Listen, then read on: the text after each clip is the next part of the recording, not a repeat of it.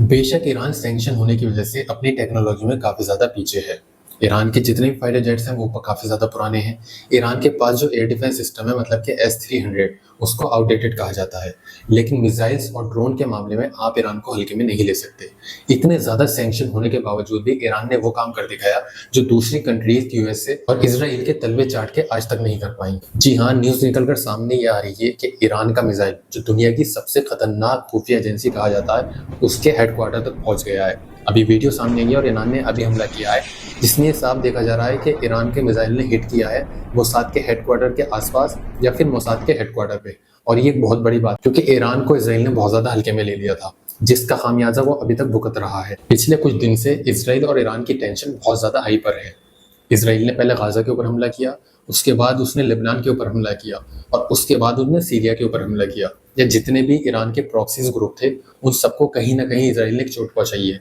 और यही सबसे बड़ी गलती इसराइल ने कर दी ये सोचकर कि वैसे ही हमला वो ईरान के ऊपर कर देता है। और ये इसराइल से एक बहुत बड़ी चूक हुई है क्योंकि जैसा पलटवार ईरान ने इसराइल के ऊपर किया है ये इसराइल ने कभी भी सोचा नहीं होगा। अभी वीडियो सामने आई है जिसमें ये देखा गया है कि ईरान के मिसाइल ने मोसाद के हेडक्वार्टर के आसपास कहीं हिट किया है या फिर मोसाद के हेडक्वार्टर पर हिट किया है। ये थोड़ी देर में कंफर्म हो जाएगा क्योंकि अभी तक सिर्फ वीडियोज ही देखी गई हैं और ईरान मीडिया का ये दावा किया गया है कि ईरान के मिसाइल ने मोसाद के हेडक्वार्टर पे हिट किया है।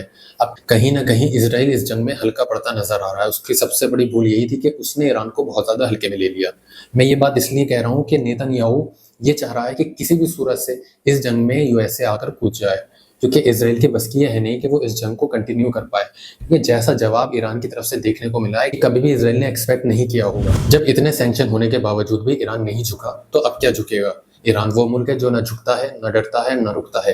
ईरान ने पहले ही कहा था कि रेड लाइन अगर क्रॉस हुई तो हम जवाब देंगे और अब उसका जवाब मिसाइल की शक्ल में तेल अवीव तक या मोसाद के हेडक्वार्टर तक पहुंच गया है। इन सब की शुरुआत किसने की थी? इसराइल ने। लेकिन इसराइल ने एक्सपेक्ट ही नहीं किया था कि ईरान का जवाब इतना ज्यादा करारा होगा। और अब इसराइल रोता फिर रहा है कि हमारे ऊपर हमला हो गया क्योंकि अभी ट्रम्प का ये बयान आया है कि तेहरान में जो भी लोग हैं वो खाली कर दें। वहीं दूसरी तरफ चाइना का ये बयान आया है कि इसराइल में जो भी चाइनीज है वो जल्द से जल्द इसराइल को छोड़ दें। तो कुछ घंटों में, आने वाले कुछ दिनों में बहुत ज्यादा कुछ बड़ा होने वाला है।